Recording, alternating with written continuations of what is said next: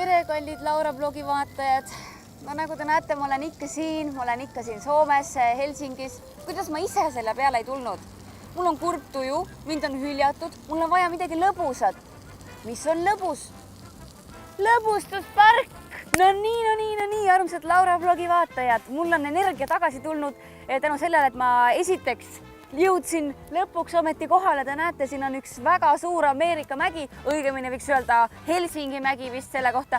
Ja ma ütlen kohe ära, et ma sõitsin ikka korralikult edasi-tagasi nende trammide ja trollide ja bussidega siit mööda, kuna ma ei vajutanud nuppu, nii et kui te tulete siia Linnanmägi lõbustusparki, siis alati vajutage peatuses enne peatust nuppu, sest muidu see ühistranspordi onu lihtsalt seal roolis mõtleb, et keegi tahab maha minna ja keegi peale ei tule, nii et paneme kohe edasi, nii et ühesõnaga ma jälle nüüd jäin lobisema, kõht on tühi, nii et kõigepealt ma lähen sööma ja siis ma natukene 2 minutit seedin seda sööki ja siis ma lähen vaatan need ägedad atraktsioonid üle, nii et lähme.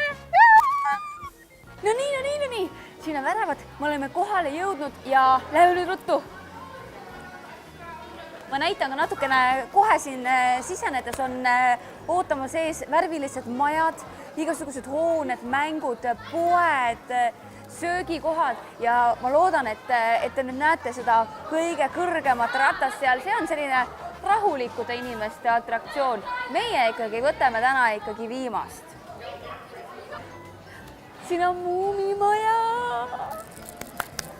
Siin on see torn, see kõige kõrgem torn valge, mis see on selline asi, et ta läheb nagu ülesse ja ta tuleb mega kiiresti ja järsku alla. Ja ma mõtlesin niimoodi, et sinna ma kindlasti ei lähe, aga et terve selle lõbustuspargi peale ja aitäh, et te ikka ja jälle klõpsate Laura blogi peale ja vaatate mu videoid. Ma armastan teid väga-väga palju. Tšau!